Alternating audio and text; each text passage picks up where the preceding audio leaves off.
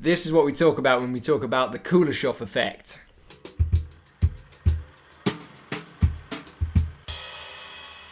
Hello and welcome to what we talk about when we talk about film. This week we are going to talk about the Kuleshov Effect. Lev Kuleshov, Russian guy in the 1910s and 20s, along with other cool Russian guys like Eisenstein, Vertov.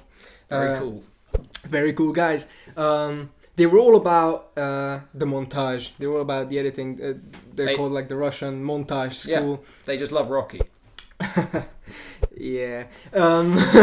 What we're going to do this week is take a look behind the curtain that is the magic of cinema and maybe reveal some mechanics that enable us to experience the cinematic illusion in its entirety. Yeah, so basically we're going to be Penn and Teller for the whole of cinema, I think, and that means that one of us has to be completely silent for the rest of the show. So, the Kuleshov Effect is first documented in cinema. Just had this footage of a guy's face, pretty ambiguous reaction, and then a bowl of soup, and then his face again, and then looks like a child or a doll in a coffin, and then his face again, and then a lady lying on a sofa, and then his face again. All the same face, but because of the images either side of it, you can take a different meaning onto what that face is actually showing, what emotion is there. Yeah, so the experiment basically tells us that the cinematic meaning is created through montage, and this is like what cinema can do best, and what only cinema can do, right? Because we got the montage, and that gives us a whole new meaning. Like the same facial expression can be interpreted like in numerous ways. Yeah. And another guy called Alfred Hitchcock, some hack.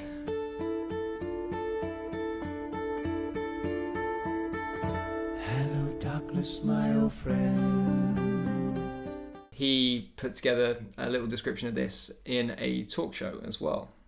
The assembly of film and how it can be changed to create a different idea.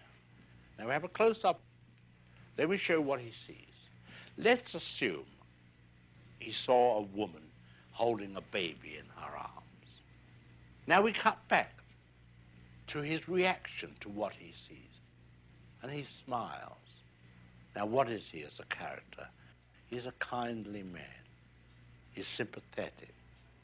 Now, let's take the middle piece of film away, the woman with the child, but leave his two pieces of film as they were.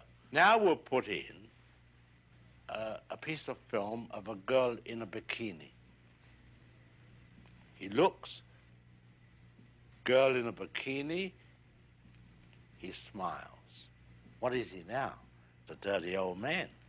He's no longer the benign gentleman who loves babies. That's the difference. That's what film can do for you. But who's heard of this Hitchcock? I mean, I haven't.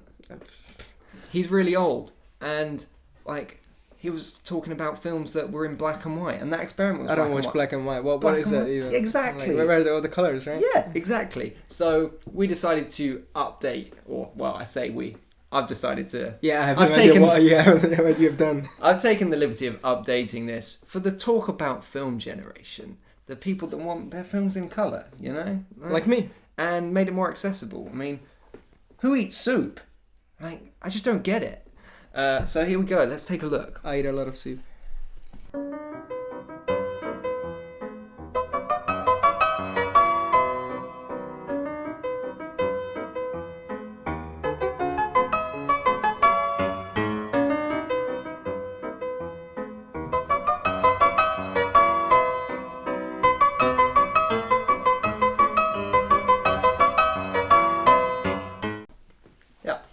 See, that's the reaction that you want, you know? I see what you mean. Yeah. We have the face, the blank expression of the actor, and we paint on that canvas with the montage, and that's really interesting. It could be exploited in fun ways. It could be even considered like a sort of like manipulation of the audience, because you can just pair two images and create new meaning every time. And I mean, to me, reading it, looking at pizza, looking at Inherent Vice, looking at whatever that third one was.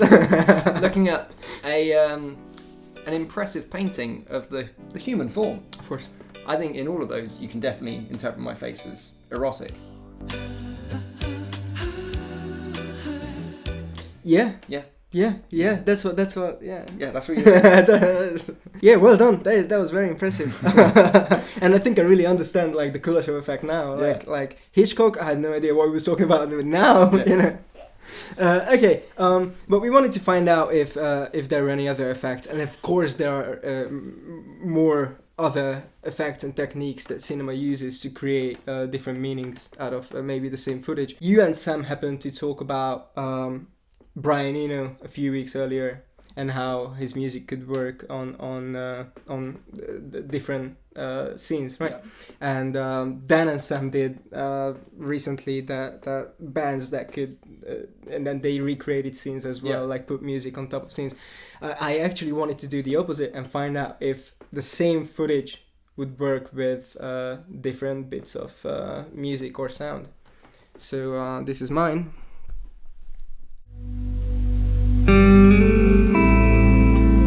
I'm an idiot. I'm a failure. I thought I could win. I thought I could be happy. Now I see that I was wrong. All my life, people thought I was a joke. And now they need my help. I couldn't live like a man. But at least I can die like one.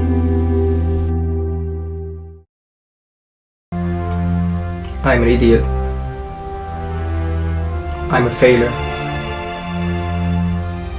I thought I could win. I thought I could be happy. Now I see that I was wrong.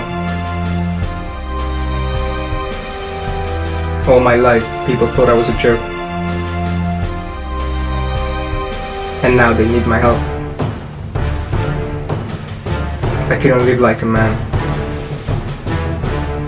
But at least I can die like one. So what you just saw was a bit of sad emotional music and a bit of motivational like superhero music. Yeah. Both came from bandsound.com. Big shout for that site. You know, I think they both work. I mean, that's just my opinion. You know? Yeah, I mean, they do work. The first one feels like you're kind of, well, you're going for your Oscar, which you are. Like, Yeah, clearly. yeah, Like, that's the scene. clearly am, right? That's your big sort of Anne Hathaway close-up in Les Mis. You just need that minute on screen, but that's your Oscar. Yeah. Sorted.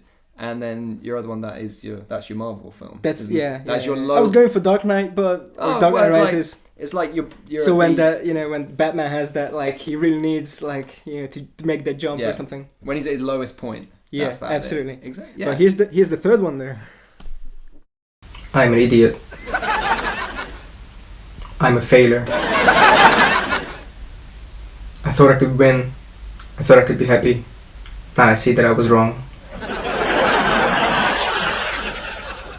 All my life, people thought I was a jerk. And now they need my help. I couldn't live like a man. But at least I can die like one.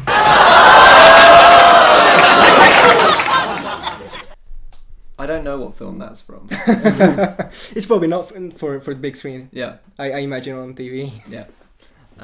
Yeah, and that could be a little bit in a sitcom with someone overreacting to something. Yeah. Exactly. So it's pretty clear that the way the sound is used in a film can really dramatically affect the way a scene plays out. For instance, last year, Suicide Squad had a massively like a dramatic cut, and then the people that cut the trailer with the pop music came in and recut the film allegedly and added lots of fun modern music, and the tone overall of that film changed.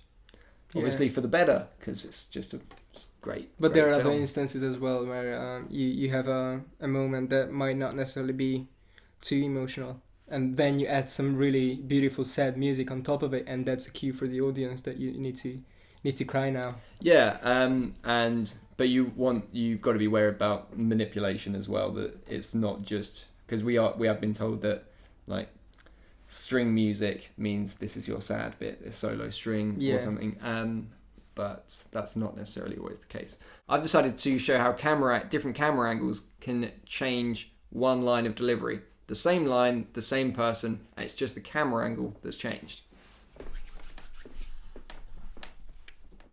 Children, it's dinner time. Children, it's dinner time. Children, it's dinner time. Children, it's dinner time. So there we are. That's just me saying, children, it's dinner time. Yeah, I can I see what you went for. Yeah, I mean, like, there's nothing. There's just a man offering some children some food. Yeah.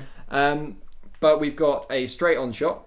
We've got a low angle. We've got a high angle, and we've got a canted angle. Yeah. And how do you think those different angles affect it? I think even though there are no other characters in your scene, the angle affects like point of view, so you understand it from different perspectives. Like the second one, the is it the high angle? What? Looking up. Looking up. Yeah. The one looking up. The one looking up. That's almost like threatening. Like Yeah. I felt, at least, maybe it was a delivery as well. Maybe not. I don't know. I wouldn't say that. But yeah, I was like a little kid. Like, oh boy, it's dinner time. Exactly. But then the other one, that's like, you know, some experiment with a kid went wrong. Like, Yeah, exactly. Yeah, right. And like, why is this child, a giant, just glaring down on its parent offering? Bobby, I want you to meet my colleague, Dr. Hamilton. And I'd like you to get the out of here. It's all Get out of here. You just get out of my room. Get out of here. Get out of here. There's, you can really change the camera angle and completely change how the scene looks. Yeah, and the tilted angle is just Yeah. a bad film. Yeah. It's expressionist, man. Of course, yeah. That was the one that I was really proud of. No, it's great. It's great. So there was 100 different things you could change in a film. You could change your lighting, you can change your colouring afterwards. The list would go, it's endless, the number of things you can change to just shift the dramatic effect of a scene. Yeah, and you need to know how, as a filmmaker, how you're handling these different techniques, because that is what creates meaning when the audience is looking at your film. Yeah.